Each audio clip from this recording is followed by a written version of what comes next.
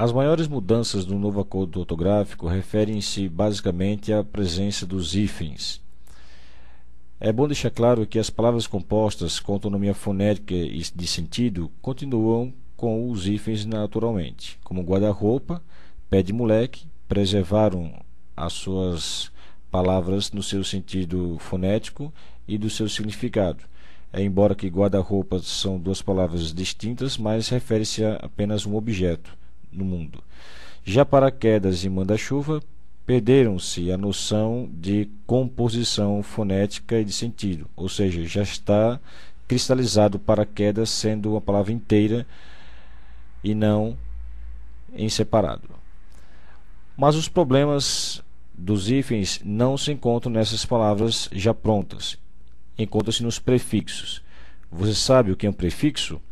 Prefixo é uma pequena letra ou um conjunto de letras que se fixam antes de algumas palavras.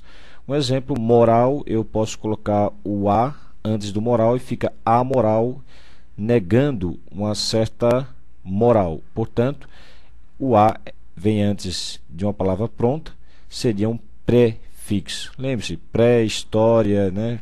Pré-datado, cheque pré-datado, pré vem antes. Sendo assim, para ilustrar, observe que co ele é um prefixo, porque ele vem antes de palavras, como coadjuvante. Outro exemplo, coordenação. E outro exemplo, coexistir. Portanto, co, só para ilustrar o caro estudante, é um prefixo. Outro exemplo de prefixo, que às vezes se confunde até com uma palavra inteira. E é bom lembrar que prefixo não é uma palavra, é um morfema, ou seja, uma pequena forma que se anexa à palavra. É o caso aqui de autorretrato. Nós temos também autoescola e autodidata. Além disso, temos a palavra infra. Você pode imaginar uma palavra que se anexa à estrutura infra. Eu tenho aqui um exemplo, infraestrutura, que é a palavra montada pelo prefixo infra, e infravermelho, né? Dentro desse parâmetro, gostaria que fizéssemos uma observação estratégica para o estudo dos hífens junto dos prefixos, porque este é o nosso foco. Observe a partir de agora a letra H, que será anexada aos prefixos. Esses prefixos, junto com outro conjunto de prefixos, estarão ligados com palavras que começam com H. Observe sempre essa letra. Observe também a terminação dos prefixos. Eles podem terminar em vogais ou os prefixos podem terminar em consoantes. Então, três coisas que eu preciso que o caro estudante considere para a continuação do nosso esquema didático. Observemos aqui a primeira análise. Avaliemos aqui os prefixos perigosos, ou seja, aqueles que podem ser confundidos com palavras, e é bom memorizá-los.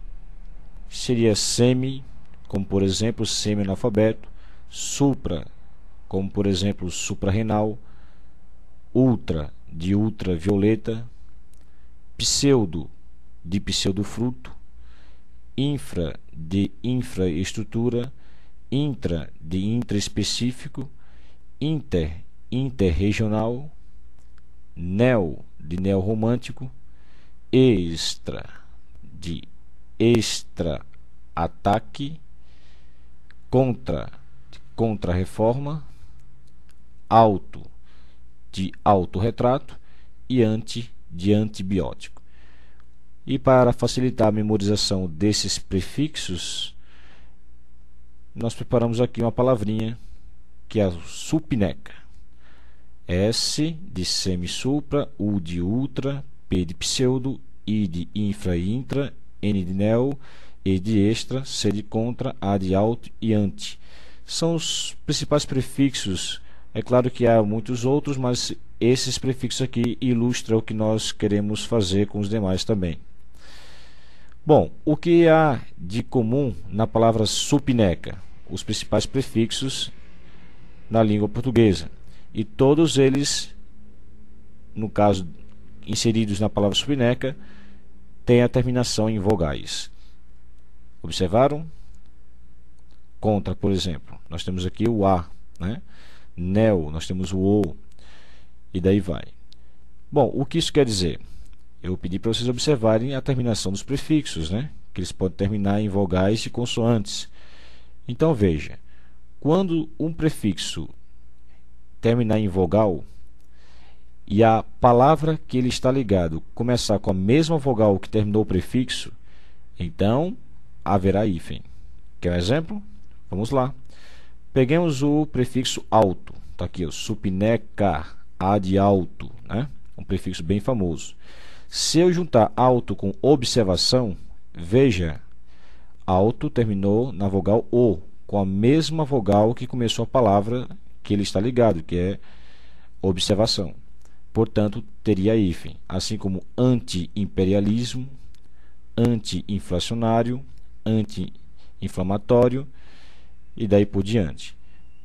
Essa é a primeira regrinha. Agora, em relação ao prefixo co, algumas palavras já estão cristalizadas, como coordenação. O co está ligado à ordenação, né? Coordenação, mas nesse caso não se separaria, ok? Fica a ressalva apenas para o prefixo co. Muito bem. Esses prefixos terminam em vogal, né? Tá aqui. Se esses prefixos se juntarem com a palavra em que começarem com a vogal diferente a do prefixo, então ficaria junto, sem hífen. É o caso de autoadesivo, né? O prefixo auto, que pegamos como exemplo. Veja, auto termina em O e a palavra que ele está ligado começa com A, portanto fica junto. Só vai separar se tiver a mesma vogal. E isso tem lógica porque, terminando com a mesma vogal, é preciso que haja autonomia fonética e de sentido. Portanto, o hífen ele vem para separar essas ideias.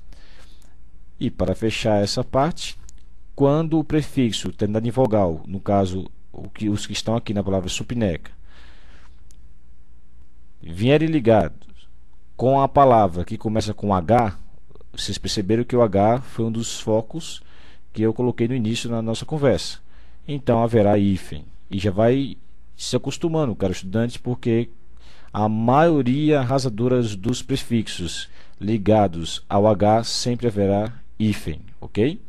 É o caso de infra. Vamos pegar agora o infra do supineca, I de infra.